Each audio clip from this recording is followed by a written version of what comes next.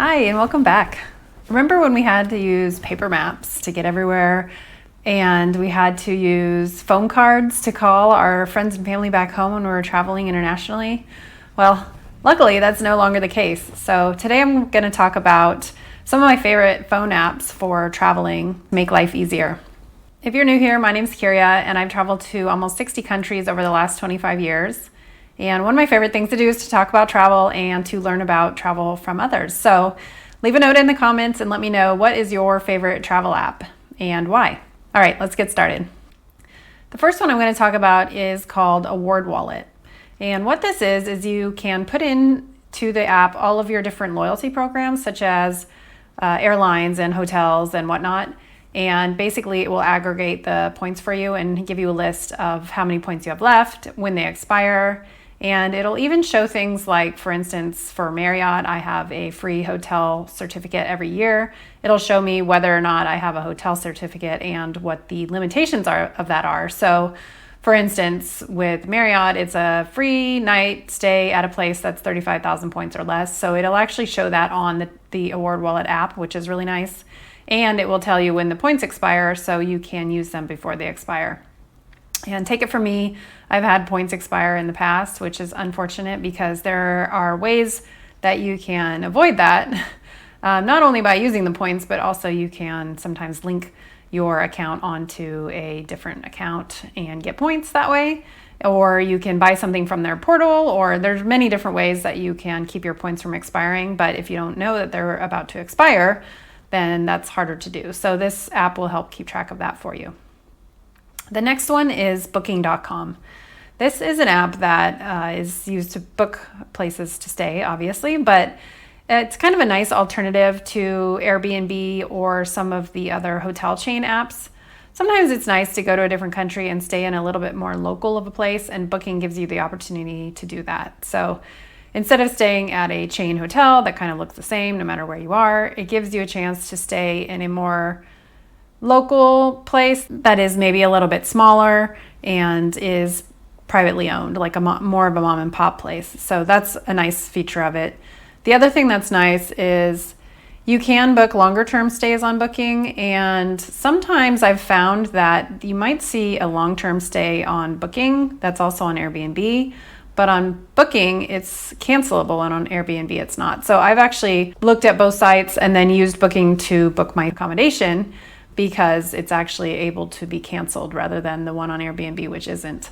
The third thing that's great about Booking is they don't always make you pay in advance. They sometimes do make you pay in advance, but not always. And so oftentimes, if you're booking a lot of things at the same time, if you use Airbnb, you could be out thousands of dollars easily, but with Booking, you don't have to pay until a few days before the reservation. Or sometimes if it's a guest house, it will be at the property itself. So this saves you having to put a lot of money up front, which is a nice feature. Just be aware that some places that make you pay at the property are cash only. So I didn't even know this was a thing, but I stayed in a place in Slovenia, and when I went to pay, the lady told me it was cash only. And I then went back and read the fine print, and sure enough, it was cash only, but I just hadn't even thought of that being a thing. And so just make sure you read the fine print before you book. The next one I want to talk about is called Cardpointers. This, to be honest, is something I'm still kind of working out whether or not it's a great deal or not, but it seems like it does have potential. So what Cardpointers is basically when you have travel or rewards credit cards, you can put them all into your Cardpointers account. And what it will do is it'll tell you which card is the best one to use for certain situations. So for instance, I have the Amex Gold. It pays 4 times points on groceries and dining out. So if I was about to go dine out, I could check which card has the best, and it would tell me that the Amex Gold is one of the better ones. It gives me more points. This, to me, isn't the most beneficial thing, because I do have a spreadsheet where I have a note about what points are better on each card. So I kind of already know which card I should use for each thing. But the thing that's even better is you may notice some of your cards have offers, and a lot of times you might scroll through the offers and see that one is good or not, but oftentimes there's thousands of them and you don't always take the time to go and look at the offers. But what Cardpointers will do is it will sign you up for all the offers, and then it'll tell you if you're buying something that has an offer. So for instance, TurboTax. Each card might have a discount on TurboTax, but when you're going to pay for TurboTax, it'll pop up a little thing that says, hey, your Amex Gold has 20% off on TurboTax, so that's the one you should use. So that's kind of a nice feature, but I'm not sure if the membership price is worth the savings that you will get on the offers. For now, I've only found a couple that have helped, but we'll see how it goes after maybe a year or so. So I'll report back on that one. The next one I use a lot is Gaia GPS, which is great for if you're into hiking. So if you want to go somewhere and do some hiking, it both has routes already in there that other people have put in that you can find available hiking near you, or if you want to, you can route out your own hiking trail using the app. And it's very easy. You just touch the screen and then you touch the screen where you want to finish and it'll just snap to the hiking trails, which is very convenient. The other thing is you can export the GPS track, the file, to any other app that you want to. So to use Gaia offline, you do have to pay a fee, but I don't actually do that. I just use the free version and I use it to create my routes. And then I either use it online, or if I do need to have it offline, I would just export it to a different app for that. So the one I use when I'm hiking is called Offline Maps, but if you're just using it online all the time, you don't need that. So it's very convenient though, and it gives you the mileage and it even shows you a little elevation profile. So you know that place you're going to hike to is uphill and you can kind of adjust your schedule accordingly. So that's a very helpful app. The other thing is, even if you are out of service, if you've recently looked at the map, sometimes it'll still let you look at it even if you don't have the paid version. The next one I never leave home without is Google Maps. I always download the area I'm going to be in offline so that I A, have it available if I'm out of service, but B, also don't use a bunch of data looking at maps, because looking at maps can use a lot of data and a lot of battery power. So it's nice to have them offline, so it saves both of those things. Also, Google Maps has gotten a lot better at the public transportation options. It used to be a little bit hit and miss when you were traveling internationally, but now if you're trying to get somewhere, you can use Google Maps to find out what the best public transportation option is. And it does a pretty good job. The only thing I wish it did that it doesn't do is always have the prices. Sometimes it does, but sometimes it doesn't. So that's why I'll talk about the next app, which is Rome to Rio. Rome to Rio is very similar to Google Maps in the fact that you put in where you're going and where you're coming from, and it will give you all the different options that you can use to get from one place to the other. So it will tell you car, rideshare, train, bus, plane, and it will give you a estimated price. So the prices aren't always perfect, but it does kind of give you a nice idea of, oh wow, the bus is a lot cheaper than the train, but it takes 8 extra hours or whatever. So it gives you that option to kind of compare the different methods of travel. The other thing Rome to Rio does is, let's say you're going from Lyon to Geneva, it will show you all the different ways to get there, but then it will also show you, here are a few hotel options in Geneva if you're interested. And it's not a booking app at all. It's just a way to find out what your options are, and then you can go onto a third-party website and book your accommodation or your transportation. The next one that I think is very handy, it does depend kind of on what kind of travel you're doing, but it's iOverlander. So what this is it's an app if you're doing a road trip, or you're doing a camper van trip, or you're doing a camping trip or a biking trip, you can find camping areas, and most of the time they're free. So what it is it's a database where people can enter information into it and tell you either suggestions for where to find things, or maybe notes about whether or not that area was loud, or if it was hilly, or if the road was, hard to get into it, if it's a dirt road or something like that. So it's just a nice database of people's information. It also will show you, if you're in an RV, for example, it'll show you where you can get water, or where you can have a dumping station, or where places have internet, things like that. So it's a good way to be able to find places that you need while you're on the road.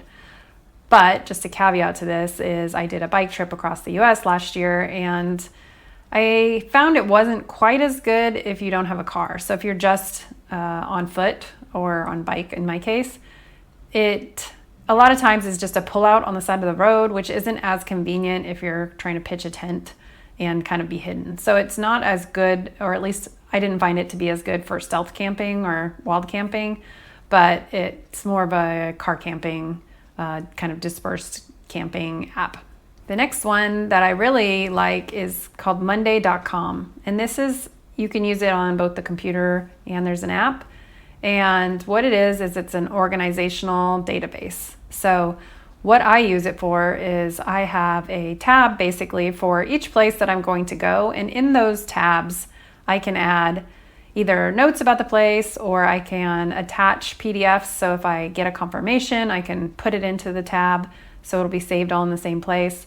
I can do columns, so I can check off, did I book my flight? Did I book my transportation? Did I book my walking tour or whatever the thing is? So it's a great way to have everything kind of all in one snapshot. So you can look to see, do I need a visa for these places? What day am I going to be there? How many days am I going to be there? So I use it for the Schengen zone, so I can see how many days am I going to be in each place so I don't overstay my 90 days.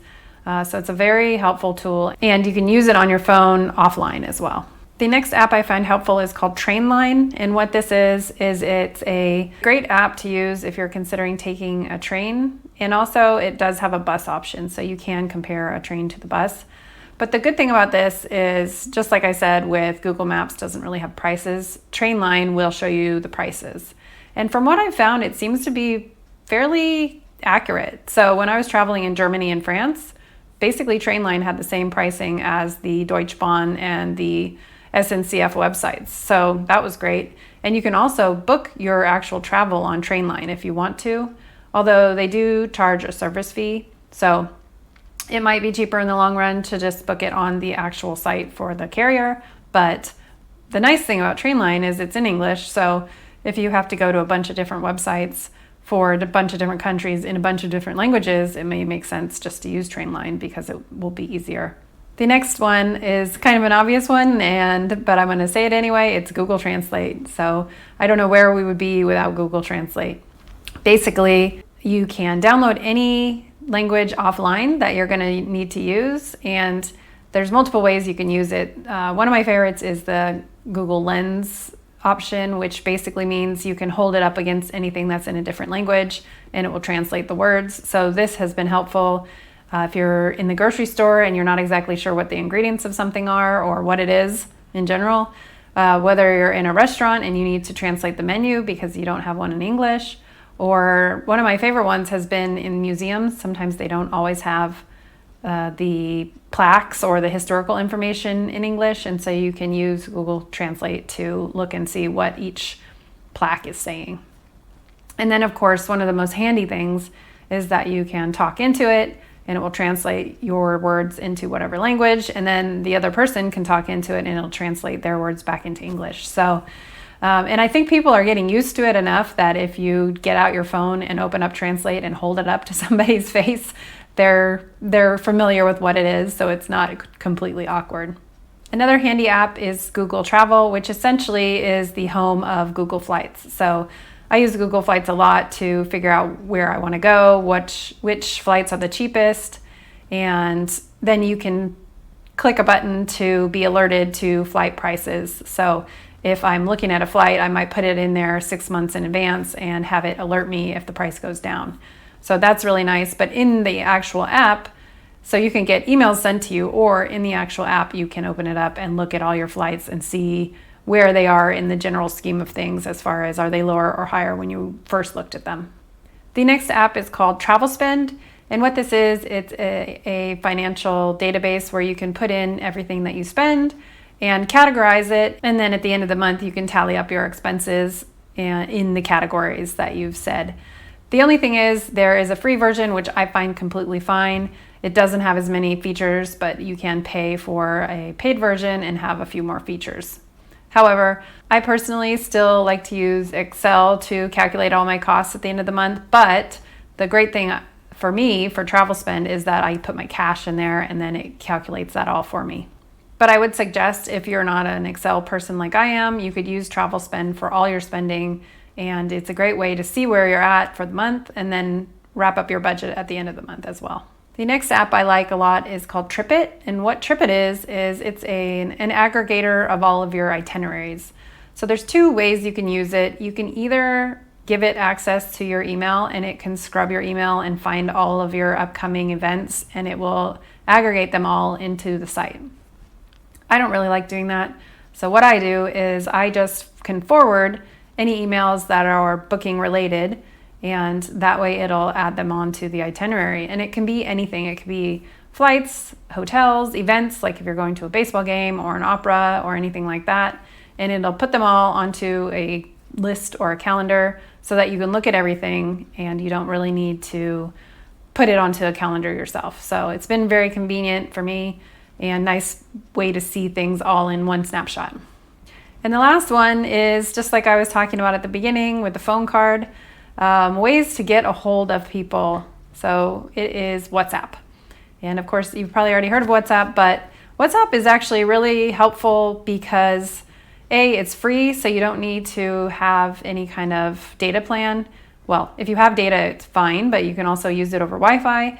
And the other thing is a lot of people in a lot of different countries actually use WhatsApp for their businesses. So it's a great way because you can communicate with people while you're abroad, not just your people at home, but also people in the local area. So if you're unfamiliar with WhatsApp, you can use it as a phone or a video call or a text messaging app and get in touch with anyone else who has WhatsApp. So they do have to have WhatsApp, so you can't actually call someone on their regular phone line from WhatsApp, but it's very easy to install and use, and it uses your regular phone number as the address that it's using to communicate. So you don't need to get any new number or do anything like that. Okay, so I think those are all the ones that I'm gonna go over today. But tell me in the comments which apps are your favorite and why, because I'd love to hear any ideas that you have that I haven't thought of before. Once again, thank you so much for watching and happy travels.